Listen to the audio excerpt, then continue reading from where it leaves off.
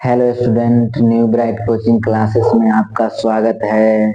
आप लोग कैसे हैं? उम्मीद करते हैं कि आप लोग अच्छे होंगे। चलिए, आज हम आपके लिए लाए हैं 10th क्लास का वो क्वेश्चन जो आपके मैट्रिक बोर्ड एग्जाम में पूछे जाने वाले हैं।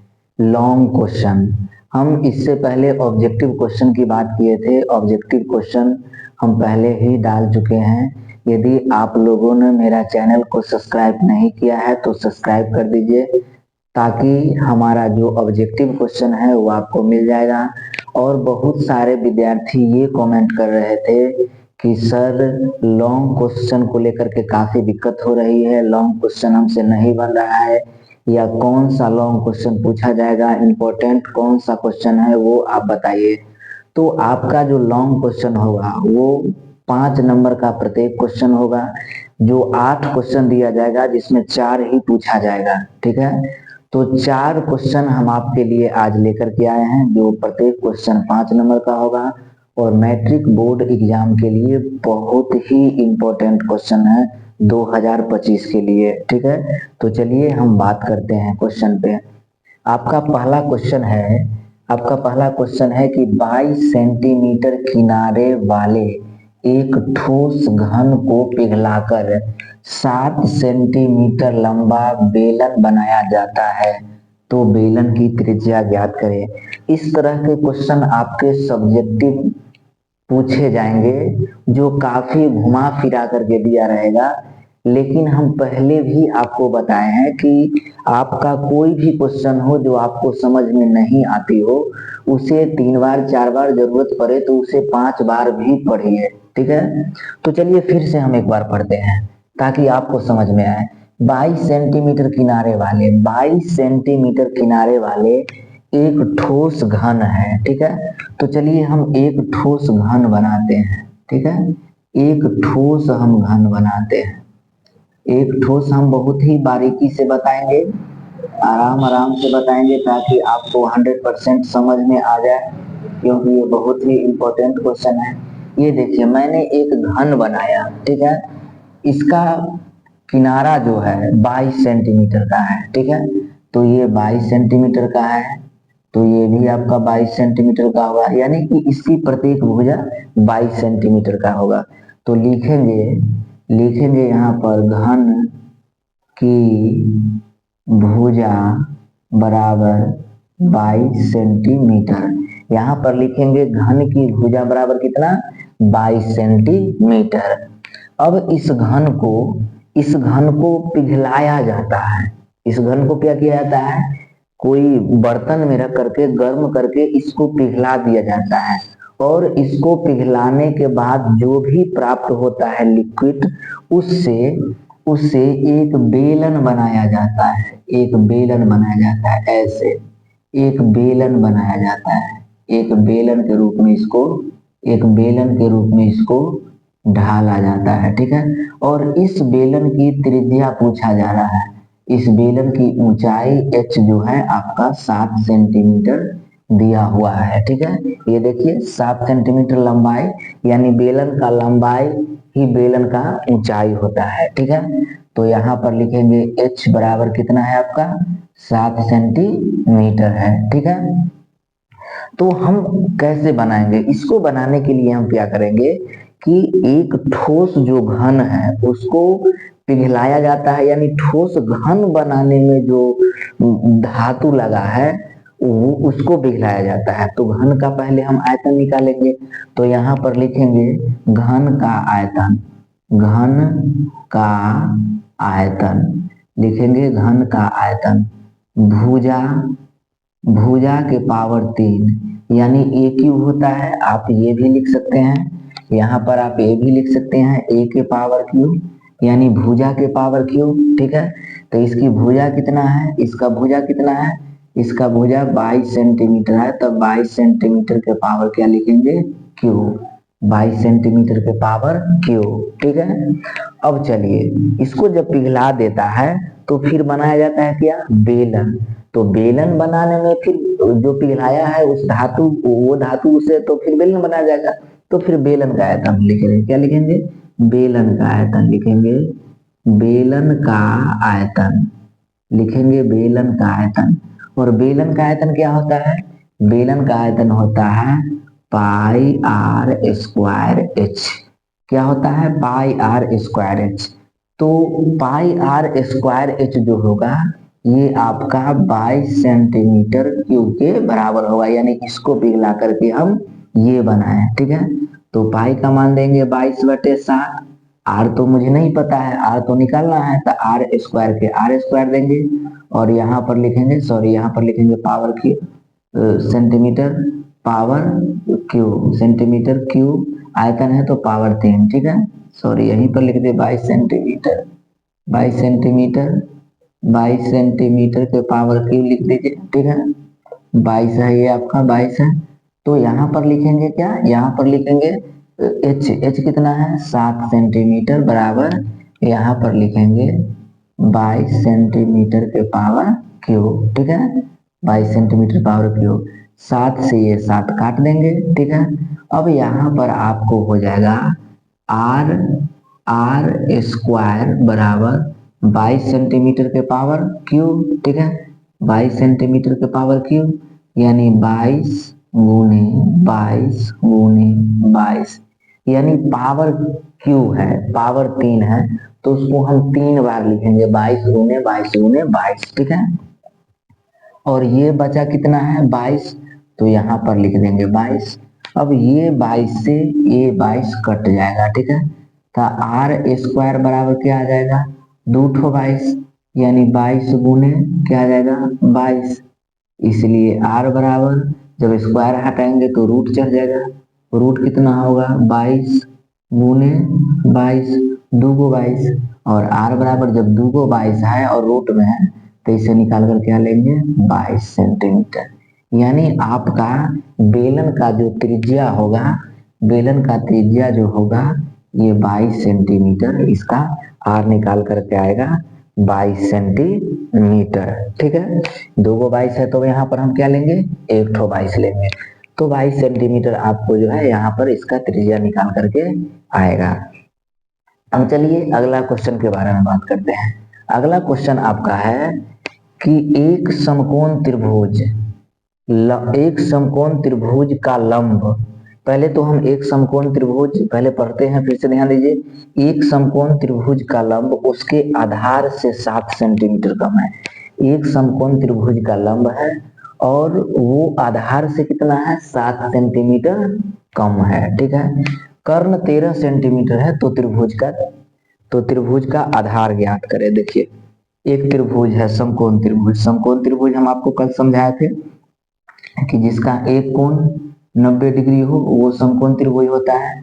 इसको आप A मान लीजिए, इसको आप B मान लीजिए और इसको आप C मान लीजिए, ठीक है। ये समकोण त्रिभुज है। अब ये समकोण त्रिभुज में कहता है कि उसका लंब जो है आधार से 7 सेंटीमीटर कम है, आधार से 7 सेंटीमीटर।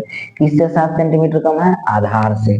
तो पहले हम यहाँ लिखेंगे कि माना त्रिभुज का आधार बराबर x सेंटीमीटर, और यहाँ हम लिख देंगे x सेंटीमीटर। माना त्रिभुज का आधार बराबर x सेंटीमीटर, तो आधार से 7 सेंटीमीटर कम है, आधार से 7 सेंटीमीटर कम है कौन? लंब। तो लंब बराबर हो जाएगा x माइनस 7 सेंटीमीटर, तो यहाँ पर लिख देंगे x माइनस 7 सेंटीमीटर। और कर्ण आपका पहले से दिया गया है कितना? 13 सेंटीमीटर। यहाँ पर भी हम लिख देंगे कर्ण बराबर कितना? 13 सेंटीमीटर, ठीक है। तो हमें x प्राप्त करना है, यानी त्रिभुज का आधार प्राप्त करना है, त्रिभुज का आधार प्राप्त करना है। तो इसको हम आपको बताए थे, जब ट्रिग्नोमेट्री बता रहे थे तो हम बताए थे कि पाइथागोरस प्रमेय क्या होता है, यानी कि एच स्क्वायर बराबर P square plus B square. तो यहाँ पर एच क्या है? AC, तो यहाँ पर लिखेंगे AC के होल स्क्वायर बराबर P square plus B square, यानी कि AB के होल स्क्वायर प्लस BC के होल स्क्वायर, ठीक है। तो वहां पर देखिए AC कितना है आपका? AC है आपका 13 सेंटीमीटर, तो लिखेंगे 13 के होल स्क्वायर बराबर ए बी कितना है, x माइनस 7 है, x माइनस 7 के होल स्क्वायर, और वहां पर लिखेंगे प्लस एक्स स्क्वायर, आधार कितना है एक्स स्क्वायर। तो 13 में 13 से गुना करेंगे तो 169 आ जाएगा। अब ये हो जाएगा ए स्क्वायर माइनस 2ab, ए माइनस बी के होल स्क्वायर पर बना रहे हैं, अब plus 2ab plus B square, ठीक है, अब प्लस एक्स स्क्वायर के एक्स स्क्वायर, तो 169 बराबर एक्स स्क्वायर प्लस 7 दूनी 14x माइनस होगा यहाँ पर, ये भी मिस्टेक है, और प्लस 7 49 प्लस एक्स स्क्वायर, ठीक है। एक्स स्क्वायर आपका हो जाएगा कितना, 2x स्क्वायर माइनस 14x, और हम यहाँ पर घटा देंगे, यानी कि 49 में से 169 घटाएंगे तो आपका माइनस 120 आ जाएगा, ठीक है। चलिए अब इधर बनाते हैं, यहाँ पर हम क्या करेंगे कि x कॉमन ले लेंगे, 2x कॉमन ले लेंगे, 2 कॉमन लेंगे, सॉरी केवल 2 कॉमन लेंगे, 2 कॉमन लेंगे, इसको भी मिटाइए, 2 कॉमन लेंगे तो क्या बचेगा, एक्स स्क्वायर माइनस 2 सते 14x माइनस 60 दूनी 120, यानी कि आपका आ गया x square minus 7x minus 60 बराबर 0, ठीक है।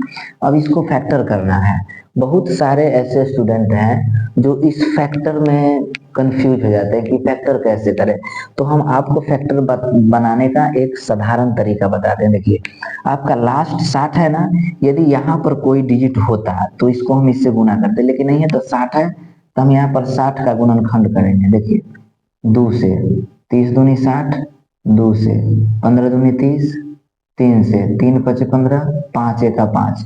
अब हमको ऐसा सेटिंग करना है कि माइनस 7x आ जाए, तो देखिए 3 दूनी 6, 6 दूनी 12, 12 3 दूनी 6, 6 दूनी 12, 12 में से 5 गया 7, 12 में से 5 गया 7, तो हम यहाँ पर लिखेंगे x square minus 12x plus 5x minus 60 बराबर 0। अब बहुत विद्यार्थी कंफ्यूज होते हैं कि सर ये दोनों लिख दिए हैं 12x प्लस 5x, तो 12 5 17x आ गया, और लाना मुझे कितना है, लाना मुझे कितना है माइनस 7x, तो ये कैसे हो गया। तो देखिए आप जब चिन्ह का काम नहीं जानते हैं तो आपको वहां पर दिक्कत होता है। हम 12 माइनस 12x और प्लस 5x को लेस किए हैं, तो असमान चिन्ह है तो घट जाएगा, तो घटा देंगे, 12 में से 5 गया 7x, चिन्ह बड़ी संख्या वाला होगा यानी माइनस 7x आ जाएगा। चलिए ये समझ गए। अब ये कॉमन, ये दोनों में कॉमन कौन है, कॉमन x है, तो x निकाल लीजिए, तो x माइनस 12 आ जाएगा, प्लस 5 लेंगे यहाँ पर, और x माइनस 5 से 12 बचे 60, ठीक है। तो आपका आ गया x माइनस 12, दो है तो एगो लिखना है, एगो आ गया x प्लस 5, ठीक है। तो x माइनस 12 बराबर 0, इसलिए x बराबर प्लस 12, ठीक है, और यहाँ पर होगा x माइनस 5 बराबर सॉरी x प्लस 5 बराबर 0, इसलिए x बराबर माइनस 5।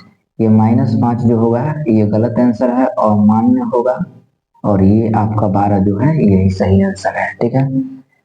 तो इस तरह से हम दो मैथ को बताए, दो मैथ और हम आपके सामने सॉल्व करने जा रहे हैं, 1 मिनट के लिए होल्ड कीजिएगा।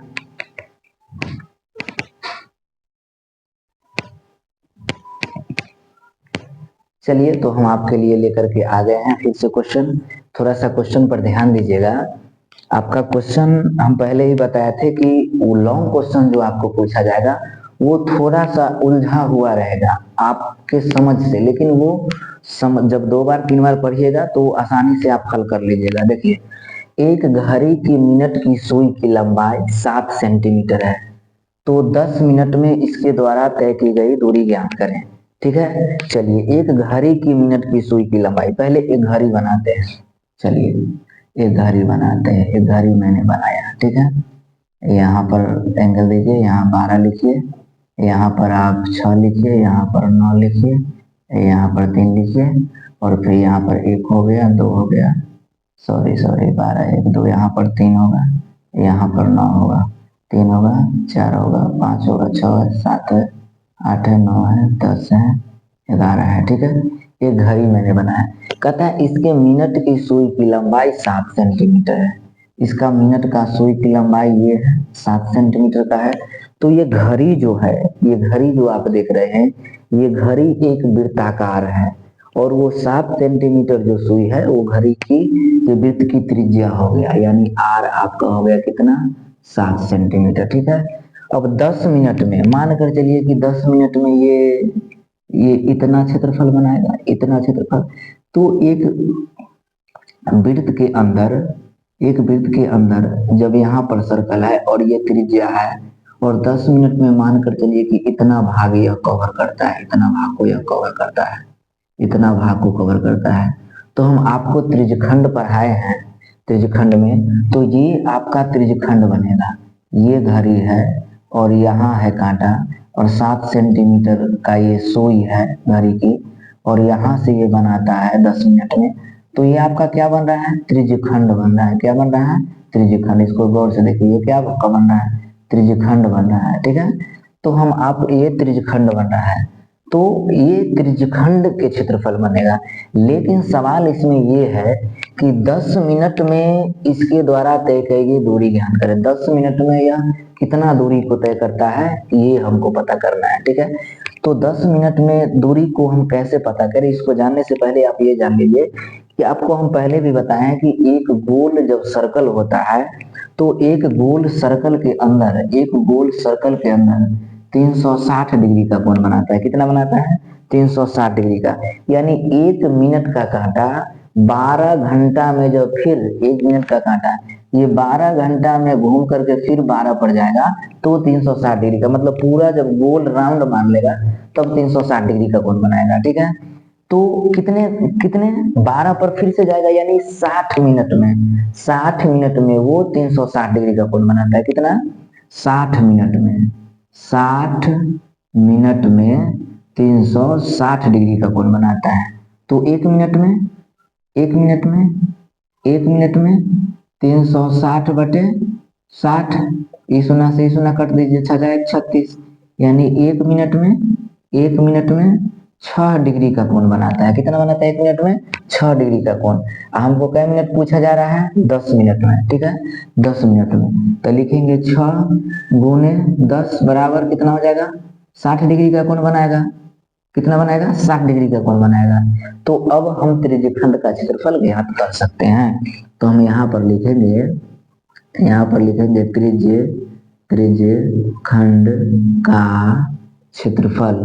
त्रिज्यखंड का क्षेत्रफल क्या होता है, थीटा बटे 360 पाई आर स्क्वायर।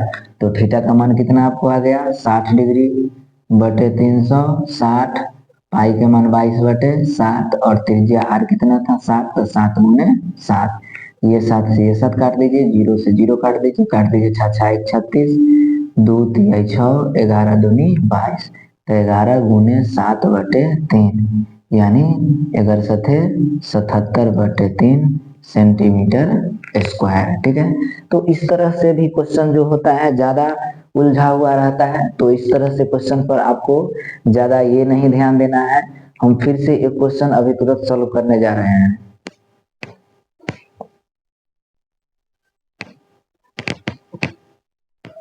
चलिए, थोड़ा सा परेशानी होता है मिटाने के लिए। अब हम आपको लेकर के आए हैं ऑर्थोमेटिक प्रोग्रेशन का क्वेश्चन एपी, जो आपको 10th क्लास में सबसे आसान चैप्टर है एपी। ठीक है, और आपको लॉन्ग क्वेश्चन में एपी भी पूछा जाता है। ठीक है, तो एपी का क्वेश्चन हम लाए हैं, देखिए, और ये पूछा जाएगा, एकदम 100% है कि ये क्वेश्चन पूछा जाएगा।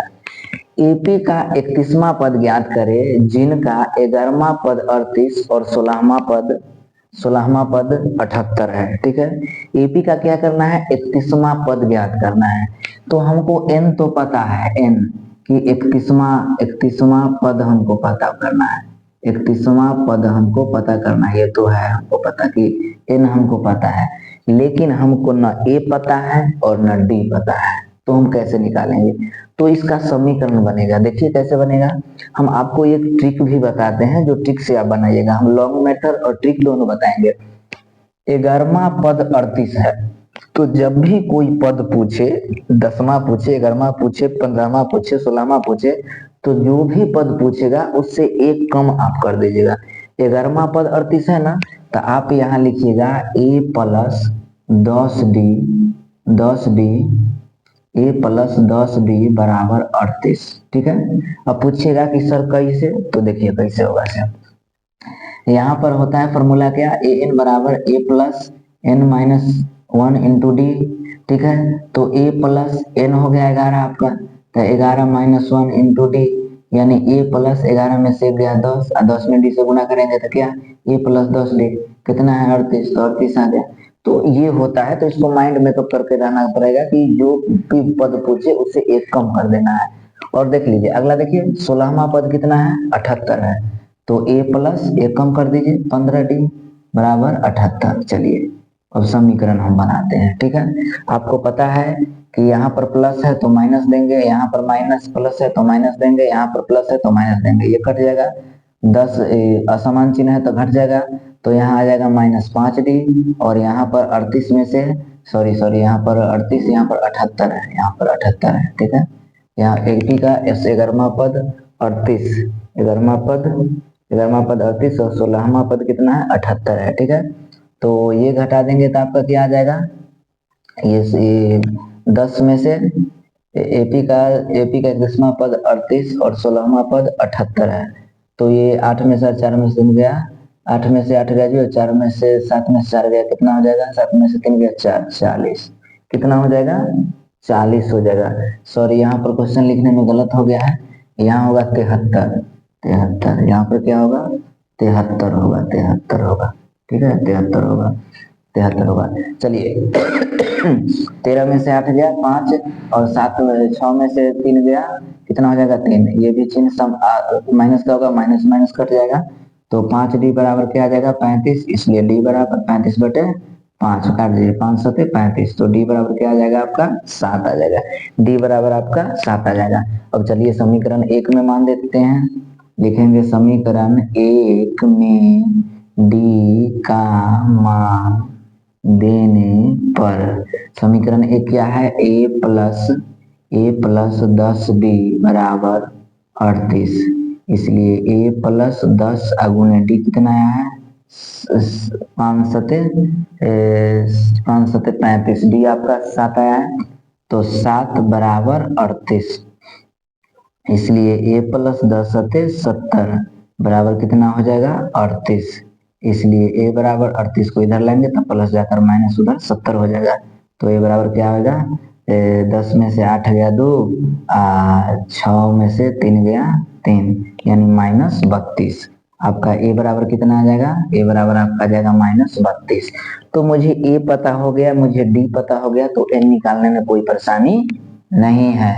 तो हम यहाँ पर लिखेंगे कि a n बराबर a plus n minus 1 into D, इसलिए a n बराबर एक कितना आपका आया है -32 प्लस n कितना निकलना था 31वां पद निकलना था, तो 31 माइनस 1, d कितना है आपका 7, इसलिए a n बराबर -32 और प्लस 31 में से गया 30 और गुणे 7 कर दीजिए। ठीक है, तो a n बराबर आपका जाएगा -32 और प्लस 7 21 210, इसलिए a n बराबर 210 में से आप 32 घटाइएगा तो आपका घटा करके आ जाएगा 178 घटा कर देख लीजिए, 210 में से आप 32 घटा करके देख लीजिए, 10 में से 2 गया 8, ये बच गया 10, 10 में से 3 गया 7, ये 178। ठीक है, तो इस तरह से हम बनाएंगे। आपको जो हम 4 क्वेश्चन बनाए हैं वो बहुत ही इंपॉर्टेंट क्वेश्चन है, इस वीडियो को आप 2 बार 3 बार देख करके